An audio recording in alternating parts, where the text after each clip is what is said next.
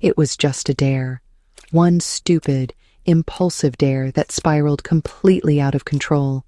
Emily had no idea how sneaking onto the penthouse floor of the Four Seasons to snap a photo for proof would end with her half undressed, breathless, and hiding under the bed of a stranger. But not just any stranger, a man whose presence seemed to suck the oxygen from the air the moment he entered. Her friend had dared her to get to the top floor and take a photo of the skyline from inside one of the rooms. It sounded easy enough. The suite was supposed to be empty. What they didn't know was that Adrian Cross, reclusive tech billionaire, had returned early. The moment Emily heard the door open, she panicked. In her silky, barely there dress and no shoes, she had nowhere to go. So she did the only thing her brain could register. She crawled under the bed. Her heart pounded like it might betray her location. The marble floor was cold beneath her legs. The hem of her dress had ridden up dangerously high during the scramble, and the whole situation felt absurd until it didn't. Because then she saw his shoes, black leather, polished to perfection. He walked slowly, each step deliberate. His voice, when he spoke into the phone, was low and commanding. The kind of voice that didn't raise volume to be heard, it demanded silence by nature. She shut her eyes. Maybe if she stayed quiet long enough, he'd leave. But then, the mattress shifted. He sat down. Directly above her. Emily couldn't breathe. The air under the bed was suddenly too hot, too tight. She could see his hand resting on his thigh. Long fingers, relaxed, but full of purpose. She couldn't explain it, but something about the stillness made her stomach tighten. He wasn't scared. He wasn't confused. He was waiting. And then he said it. His voice dropped low, almost playful, but terrifyingly certain. Come out. Camaraderie ni itrai. Parmaikriarity. Command or I'll come in. The words sent a chill racing down her spine. There was no shouting, no threat, just quiet confidence. She knew, in that exact moment, this wasn't a man used to asking twice. Her fingers gripped the edge of the floorboard. Her entire body trembled not from fear exactly, but from the intimacy of being caught in such a raw, vulnerable state. He didn't move, didn't even lean forward. He just waited, letting the weight of his words linger in the air like smoke. Emily's throat was dry. Her mind raced, but no excuse made sense now. No words could undo the fact that she was beneath his bed, hiding in silence, half-dressed, exposed in every way that mattered. And something in his tone told her he wasn't going to let this go. She hadn't meant to end up here, but somehow part of her wasn't ready to leave either. Some moments don't ask for permission. They ask for surrender. And Emily had just stumbled into one of them. Emily hadn't meant to be reckless. In fact, most of her life had been spent avoiding attention, saying no to risks, and staying invisible in rooms full of louder girls. But losing her mother 6 months ago had changed something in her. It made the world feel louder, harsher, and far more indifferent. That night's dare, tossed out during a birthday party for a girl she barely knew, was meant to be harmless fun. Just sneak up to the penthouse floor, take a blurry photo to prove she'd been there, and come back down. They didn't expect her to actually go through with it. But Emily didn't want to be the quiet one. Tonight. Not again. So she said yes. Her dress wasn't really hers. It belonged to her roommate, a thin strip of champagne-colored silk that barely hugged her shoulders and left her legs exposed in ways she wasn't used to. She had tugged at it all night, feeling like a child playing dress-up, but when the elevator doors opened on the top floor, she stepped out anyway. The hallway had been silent. She picked the first suite with a slightly open door, thinking she'd take a photo and run. Instead, the moment she stepped inside, she heard a voice down the corridor. Male. Deep. Approaching. There hadn't been time to think. She turned, heart thudding, and dove toward the only shadowed space she could find, under the bed. Now, hours or maybe minutes later, she was crouched in the darkness of that bed frame, staring at the shoes of a man who had no idea she was there, Or so she thought. Because when he spoke those words, "come out or I'll come in," he wasn't asking. He was stating a fact, soft as it sounded. Adrian Cross had built an empire from silence. He didn't raise his voice. He didn't waste time. At 34, he was one of the youngest CEOs on the Forbes list. The mind behind a cybersecurity company so powerful, the government used his code to protect federal systems. But power didn't insulate him from isolation. In fact, it amplified it. Most people saw his name and imagined a man surrounded by women, luxury, excess. But Adrian didn't drink, didn't entertain, didn't date. He preferred silence. He needed control. So when he entered his private suite that night and sensed something was off, an unfamiliar scent in the air, a faint warmth in the hallway, the smallest movement in the shadows, he didn't panic. He sat down, waited, and gave the stranger beneath his bed a single chance to step forward. When she didn't respond, he leaned slightly, elbows resting on his knees. "You're not very good at hiding," he said quietly, as if talking to an old friend. Emily swallowed hard. Her mouth was dry. Her legs were beginning to cramp. The ridiculousness of the situation was finally catching up to her. But more than that, the fear of being misunderstood clawed at her throat. She didn't want to be seen as someone who snuck into penthouse suites for attention. She didn't even know who he was. Still crouched, she finally forced out the words. "I wasn't trying to... I didn't know this room was taken. It was just a dare." A pause, then his voice again, softer this time. "A dare brought you here?" "Yes," she whispered, hating how small she sounded. "From who?" "Some girls I barely know, at a party downstairs. I wasn't even supposed to be here." Another beat of silence. Then unexpectedly a sigh from above. Not irritated, not amused, just tired. "You can come out now," he said. "I promise not to bite." His tone held a flicker of warmth, like he was amused against his will. Slowly, trembling, Emily pushed herself forward. Her hair was tousled, the thin strap of her dress slipping again, revealing the soft line of her shoulder. Her cheeks burned, but she met his eyes anyway. That was the first time Adrian really saw her, not just a trespasser, not an intruder, but a girl who didn't belong to this world of gold ceilings and private elevators. A girl who looked too honest to be dangerous, too vulnerable to be lying. She stood in front of him, small and shaking, like a secret she didn't know how to keep anymore. He didn't speak, just stood, walked to the corner of the room, and returned with a clean white shirt. "Put this on," he said, offering it without ceremony. She hesitated, then took it with both hands. "Thank you," she murmured, her voice still tight. "Sit. You don't have to run. You're not calling security? If I wanted you gone," he said, "you'd be gone already." His eyes didn't leave hers. And though Emily's fingers trembled as she buttoned the shirt over her dress, she felt something shift inside her, something steadying, something strange. She didn't know his name yet, but she would. And this, she would later realize, was the moment everything began, not with a kiss, not with a touch, but with the silent gift of a clean shirt and the choice not to be afraid. Emily didn't return to the penthouse, at least not intentionally. She didn't expect to ever see him again. After that surreal night, she slipped out of the suite an hour later, wearing his oversized white shirt over her wrinkled dress. He hadn't asked her name. She hadn't asked his. And that, in some strange way, made the whole thing feel like a dream she wasn't supposed to remember. But she did remember. Every second. The warmth of the shirt, the steadiness in his voice, the way he hadn't looked at her body like every other man did. He looked through her, not with pity, not with hunger, but with unsettling calm, like he was reading her silence, not just her presence. A week later, while working her shift at a tiny espresso bar, 2 blocks from campus, she looked up to find him standing at the counter. His suit was dark gray this time, sharp and clean, like his entire world was carved from metal.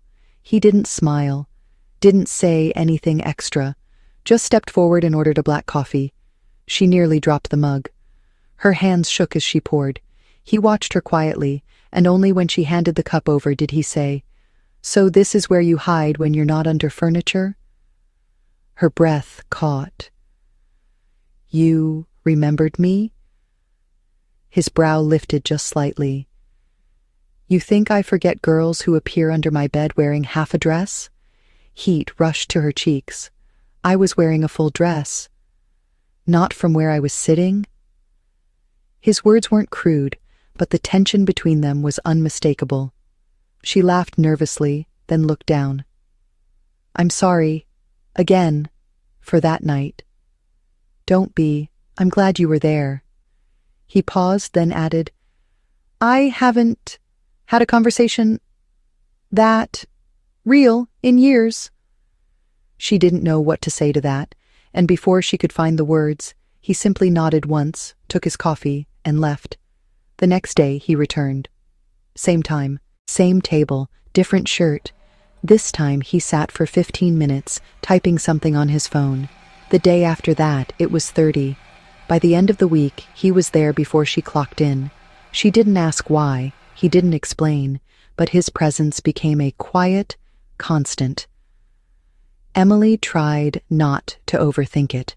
Maybe he just liked the coffee, or maybe, as her best friend whispered when she finally confessed the story, maybe he's into you, like, weirdly into you. Emily denied it.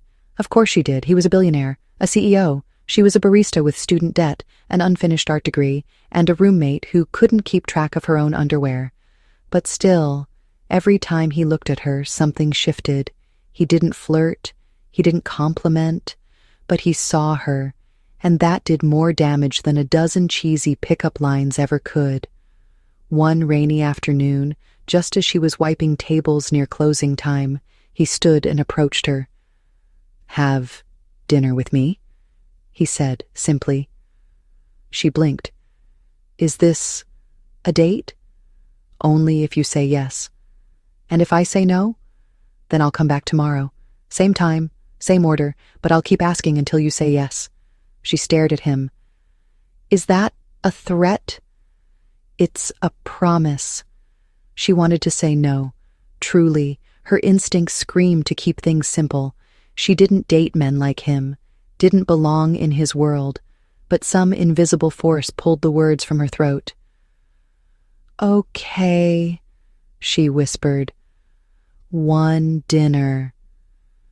That dinner didn't happen at a 5-star restaurant, as she feared. Instead, he drove her to a quiet rooftop bistro overlooking the water. It was elegant, yes, but not flashy. He ordered wine, but didn't touch it. She ordered pasta and barely ate half. They talked. About her classes, her family, his work. He didn't dodge hard questions, but he didn't volunteer emotion either. Until she asked, very quietly, "Why me?" He paused, then said, "Because when I first saw you under that bed, I thought you were hiding. But then I realized you weren't hiding from me. You were hiding from the world, and somehow I understood that." Emily didn't reply. She couldn't. Not with a lump rising in her throat. No one had ever said something like that to her. No one had noticed her like that, not even her ex, who once told her she was sweet but forgettable. Adrian hadn't forgotten her. He remembered everything. The way she tucked her hair behind her ear when she was nervous. The way she touched her necklace when she lied. He noticed even the things she tried to suppress. That night ended with him walking her to her door, not touching her, not kissing her, just handing her his jacket when she shivered. She slept in it and dreamed of him. The days that followed grew blurry. They didn't label what they had. There was no "are we dating" moment. Just presence, connection, a slow, quiet buildup of trust and tension. Until one night, in his penthouse, yes, the same one he asked her to stay late after dinner. She did. They talked, laughed. And when she stood to leave, he reached for her hand. Not forceful, not possessive. Just a question. She looked at him. "Are you going to ask me to stay?" "Only if you want to. And if I don't?" Then I'll walk you to the door. And if I do? He didn't answer, just stepped forward close enough that she could feel the heat of his breath on her cheek. Then I'll take things slow, he whispered, because I want you scared and safe and certain, all at once. She didn't reply, she just kissed him. And in that moment, she wasn't the girl who hid under his bed anymore. She was the woman he'd been waiting to undress heart first. They didn't sleep together that night, at least not in the way most would expect. He kissed her slowly, reverently, like he was afraid of rushing whatever fragile thing had begun to bloom between them, and when he finally pulled away, eyes dark but steady, he whispered, "Stay the night, but let's not ruin this with haste." She didn't argue. She followed him wordlessly to the bedroom, where he handed her a fresh shirt, left her to change, and waited on the balcony with 2 mugs of tea by the time she emerged. They sat like that, silent, side by side, staring into a skyline that didn't know their names. And in the hush between them, something deeper settled. Comfort, understanding, a truth they didn't need to name. In the morning, she woke up to the scent of coffee and the quiet hum of the city beyond the glass. Adrian was already dressed, typing something on his laptop across the room. When he noticed her stirring, he closed the device and crossed to her side. "Good morning," he said. His voice was softer than usual, like he wasn't used to mornings shared. "Did you sleep okay?" She nodded. "Better than I thought I would." "Because you thought I'd turn into a wolf overnight?" "No, because I'm not used to sleeping somewhere safe."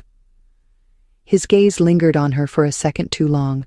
Then he turned, poured her coffee, and passed the mug into her hands. "You're always safe here." That should have been the end of it, but the heart never settles for simple. As the days passed, Emily noticed subtle shifts, in the way his touch hovered longer at her waist, in the way his assistant began to glance at her with something more than mild curiosity, in the way one of the women at the cafe whispered, "That's him, right? The one you always talk to. That's Adrian Cross." She nodded, then froze. "Wait, what?" "Adrian Cross," the girl repeated.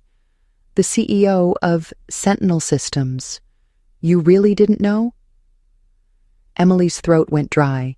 She had known his name, of course Adrian, but she hadn't made the connection, hadn't realized the man who walked into her cafe every morning was the same man featured on the cover of Forbes.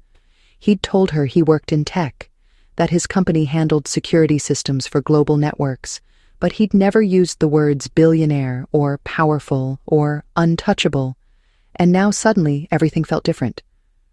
That night, she confronted him. "Why didn't you tell me?" she asked, standing just outside his office.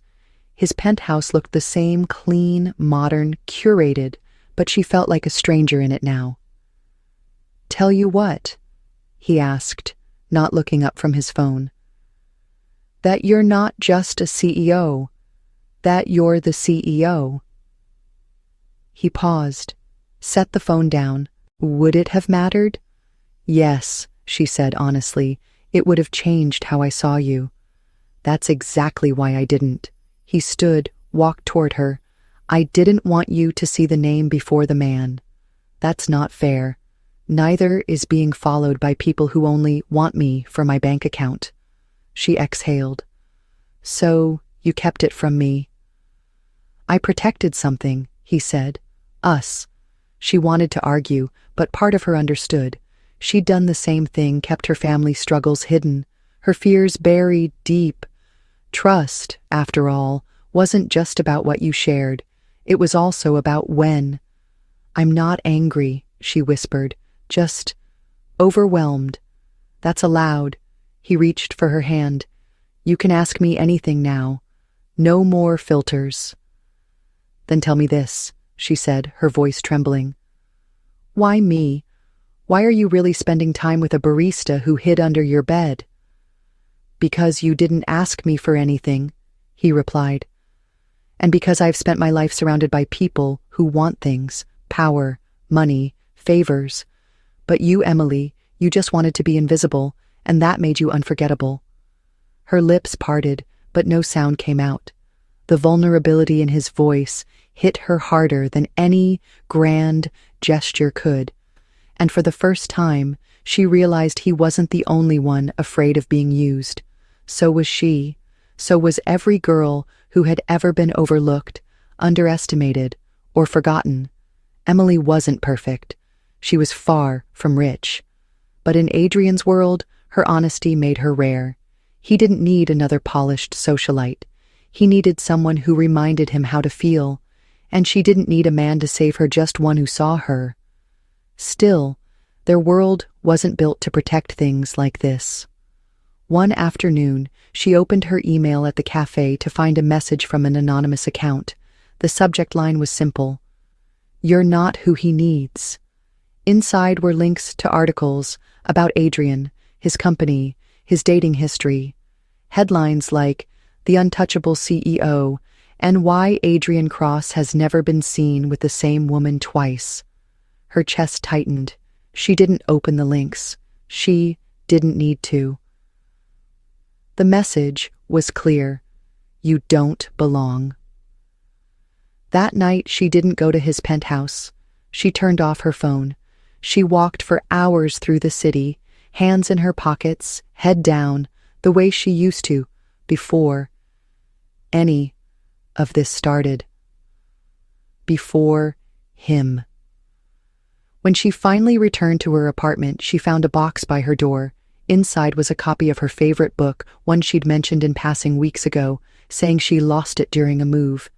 Tucked inside was a note, handwritten, simple. "You never needed to prove anything to belong here. You already do." She sat on the floor, the book clutched to her chest, and cried, not because she was afraid, but because she was finally being seen for everything she was. And it terrified her, because now there was something to lose, and the deeper you let someone in, the more it hurts if they walk away. Emily hadn't answered his messages for 2 days, not because she was angry, but because silence was the only shield she had left. She didn't know how to be a part of his world, not when just being seen near him made strangers send her warnings disguised as gossip. That morning, she stood in front of her mirror and asked herself a question she didn't want to answer. Do you trust him, or are you just scared of losing what it almost became? By evening, she had no answer, but when a knock came at her apartment door just after 9, her heart already knew. She opened it slowly and found him standing there, not in a suit, not surrounded by his usual steel confidence, but in a hoodie and jeans, rain caught in his hair, eyes softer than she'd ever seen. "You didn't answer," he said quietly. She stepped back and he entered without needing permission. She didn't say anything right away. She simply made tea, handed him a mug, and sat across from him in the warm, silent glow of her kitchen. "You're not going to pretend like nothing happened, are you?" she asked finally, her voice barely audible. Adrian shook his head. "No, I came because I'm done pretending. About everything." She looked up slowly. "You didn't tell me who you really were, Adrian.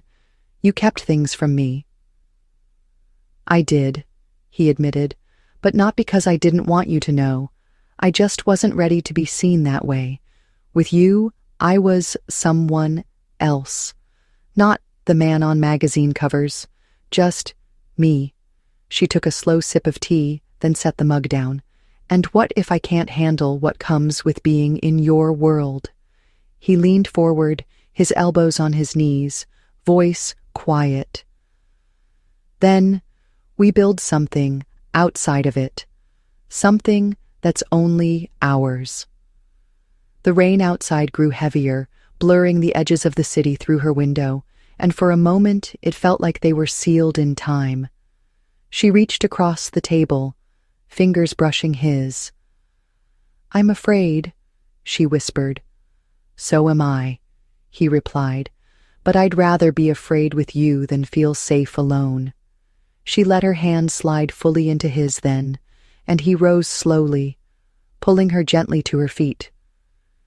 They didn't speak as he guided her into the living room, his hands never leaving hers. They stood there, breathing in the same quiet rhythm, until she finally asked, "Are you going to kiss me again?" He nodded once. "If you want me to."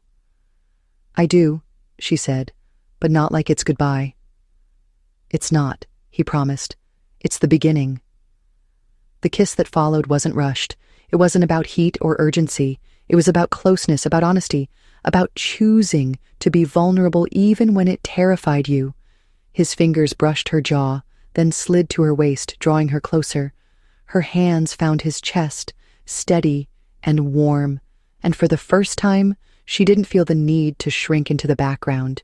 He didn't consume her. He held her like something precious. The moment deepened, their connection melting years of fear and armor with every breath. She whispered, "I've never done this before, not like this." And he didn't ask what she meant. He just whispered back, "Neither have I." They moved through the evening like a secret being shared in pieces, gentle touches, quiet laughter, pauses where silence spoke louder than words. He carried her to the bedroom, not because she was fragile, but because it felt right. He undressed her slowly, pausing at every button, every exposed inch, as if he was memorizing a story he never thought he'd get to read. She touched him in return, not with hesitation, but with quiet awe. Not once did he rush her. Not once did he let control overtake tenderness. They were two people learning each other's rhythms, unlearning the damage others had done. In the stillness that followed, tangled in sheets and soft breathing, she rested her head against his chest and whispered, "I didn't think someone like you could want someone like me." He kissed her temple. "Then you don't understand your power yet." Her smile was faint, but it held truth. They fell asleep like that, skin to skin. Fear dissolved between them. And when morning came, she woke to find him still there, eyes half closed, fingers drawing slow circles on her back. "You stayed," she murmured. "Of course I did," he said, voice hoarse with sleep. "You're not a mistake, Emily. You're the thing that made me stop hiding behind who I thought I had to be." And in that moment, nothing about the world outside mattered. Not his status, not her past. Only this, the way love felt when it was finally safe to be real. The morning after, everything felt quieter, not because the city changed, but because Emily did. There was something both comforting and terrifying about waking up beside someone who had seen you without your defenses. Adrian lay still, one arm under her neck, the other draped gently across her waist. His touch wasn't possessive, it was grounding, like he was anchoring her to something real.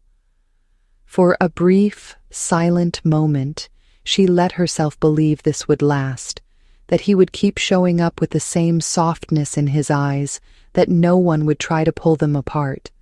But reality never waited long. By noon, Adrian was called into an emergency board meeting. He kissed her temple before leaving, promising to return by evening.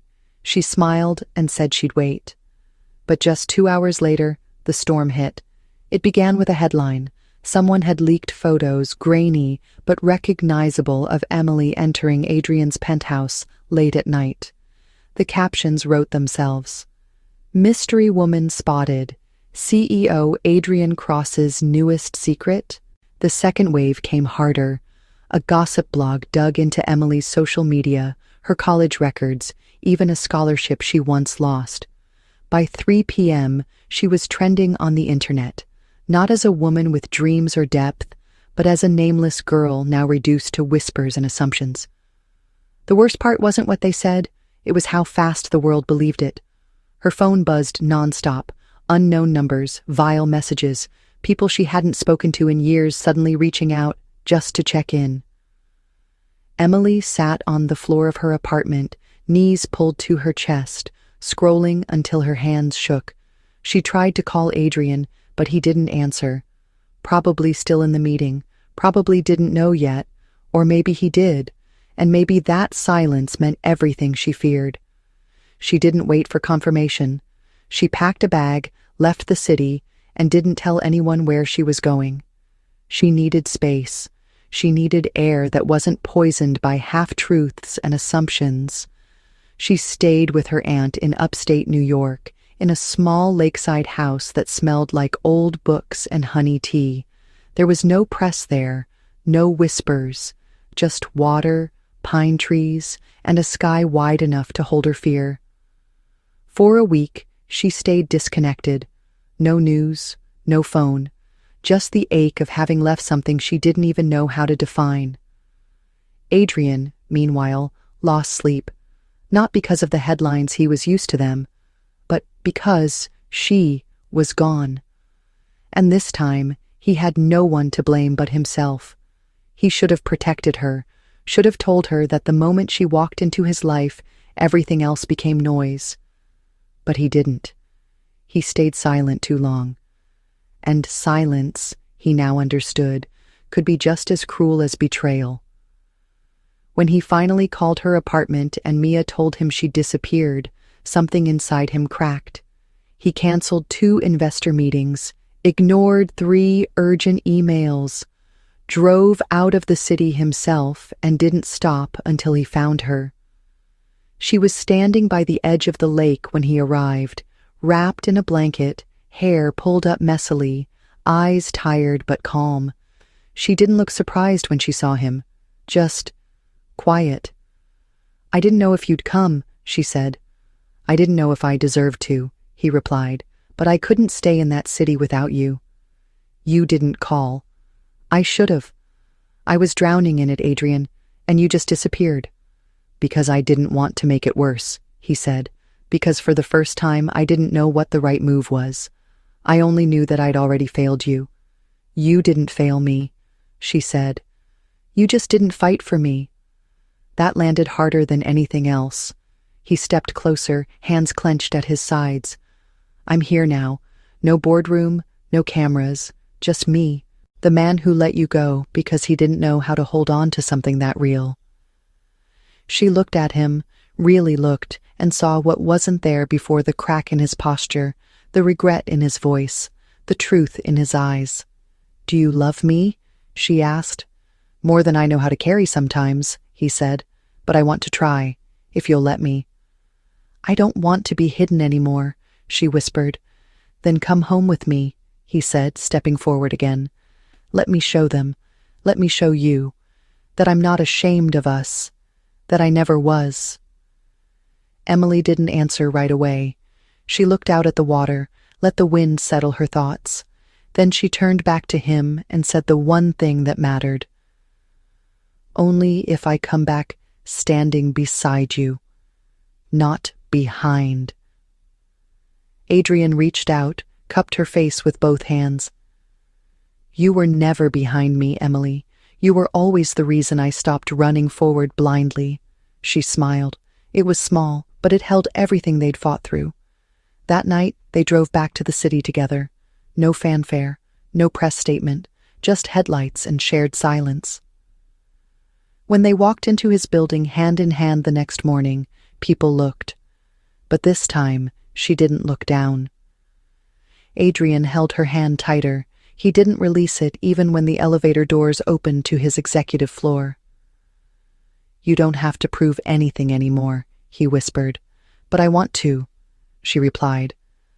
"Not for them. For me." In the weeks that followed, they rebuilt not as scandal, not as spectacle, but as something quietly unshakable. Emily didn't return to the cafe. She enrolled in night classes again, began illustrating a children's book she once shelved. Adrian, for his part, stopped hiding her. He introduced her at events, not as a mystery or a guest, but by name. Emily Hart, his partner, his compass, the only person who had ever made him pause in a life built around momentum. And every time they were asked, "How did you two meet?" Emily would smile and say, "I was hiding under his bed." And he would laugh quietly, squeeze her hand, and add, And I've been trying to keep her beside me ever since." 6 months later, the buzz had died down. The headlines faded, the whispers quieted. What remained was what mattered. Two people who had learned how to stay when every part of them had once been trained to run. Emily stood in the corner of a sunlit art studio, her studio now, watching a group of kids gather around her as she showed them how to shade shadows into wonder. Her first book had just been picked up by a small publishing house. It wasn't about fame. It wasn't about proving anything. It was hers, and that was enough. Adrian entered quietly, not wanting to interrupt, just watching her from the doorway. His phone buzzed with board updates, but he didn't check it. His world had shifted. Meetings still mattered, numbers still ticked, but nothing rivaled the steady miracle of loving someone who's seen every fractured part of him and stayed. That night, they ate dinner on the rooftop of their apartment. No parties, no staff, just fairy lights, cheap wine, and a playlist she'd made on her phone. "Do you remember that night?" she asked, resting her chin on her folded arms. "You found me under your bed, and I thought my life was over." "Mine was just starting," he said, without hesitation. She smiled. "Do you ever think about what would have happened if you'd ignored me?" "Every day," he said. "And then I stop, because I don't live in that version. I live in this one, with you." She leaned into him. "You know," she said gently, "I was never looking for a love like this." He wrapped his arm around her, pulling her close. "No one ever is," he whispered. "That's what makes it real." The night stretched around them, the skyline blinking in quiet rhythm. She reached for his hand, fingers weaving through his. "Sometimes," she said, "a mistake isn't the end of everything. Sometimes it's the beginning." He turned toward her, kissed the top of her head, and smiled into her hair. "No," he said, "you weren't the mistake. You were the moment everything finally made sense." And they sat there beneath a sky of stars, no longer afraid of what came next, because what they had wasn't built from luck or chance. It was built from truth, from the courage to choose each other again and again, even when the world wasn't watching.